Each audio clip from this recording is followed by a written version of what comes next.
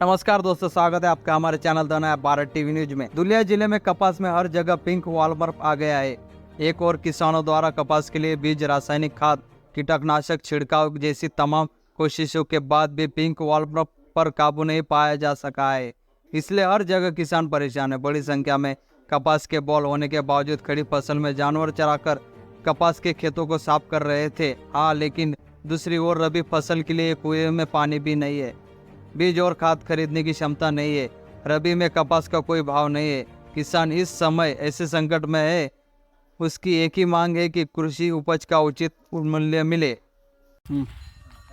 नमस्कार साथे, आज निमगुळ गावात आदर्श शेतकरी राजेंद्र अर्जुन मोरे यांच्या शेतात पहा आज आम्ही सहज आलो, फेरफटका मारत असतो।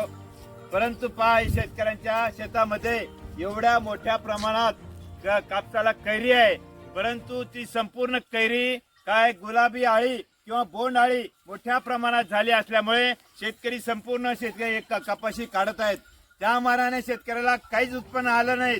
या वर्षी पावसाळा कमी होता आणि शेतकऱ्याने रासायनिक खत, कीटकनाशक मोठ्या प्रमाणात खर्च केलेला आहे आणि तो खर्च सुद्धा निघणार नाही अशी परिस्थिती आहे। आणि पुढे काय टाकावं रब्बी मध्ये ते सुद्धा तो शेतकरी चिंतेमध्ये आहे। आणि अशा रीतीने काय एकीकडे शेतीमालाला भाव नाही, कापसाला सुद्धा अजिबात भाव नाही आणि शेतकरी फार विवंचन आहे, चिंतेमध्ये आहेत, एक आर्थिक संकटात सापलेला आहे। त्यामुळे सरकारने काहीतरी सहानुभूती, काहीतरी सरकार शेतकऱ्यांना न्याय द्यायला पाहिजे। आम्ही हे शेतकरी अशी मागणी करत आहोत।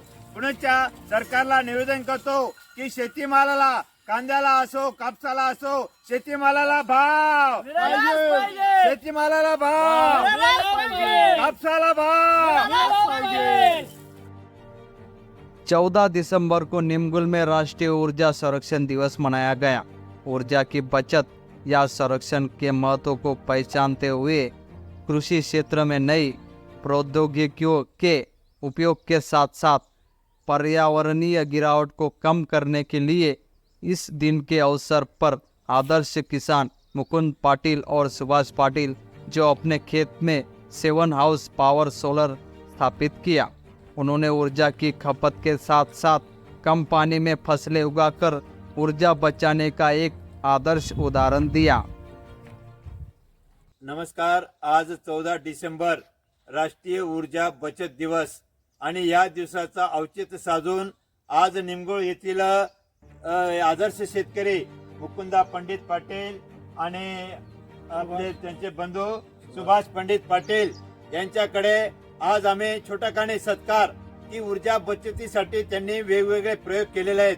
त्यांची 50 ते 60 एकर जमीन आहेत आणि संपूर्ण त्यांनी जमीन एक ठिबक केलेली आहे आणि त्याचप्रमाणे त्यांनी सौर ऊर्जाचा वापर केलेला आहे।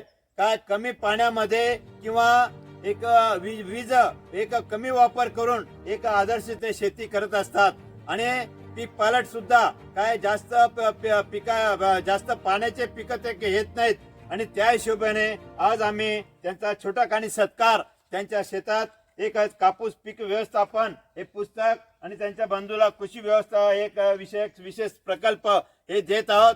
जास्तीत जास्त लोकांनी असा सौर ऊर्जाचा वापर करायला पाहिजे।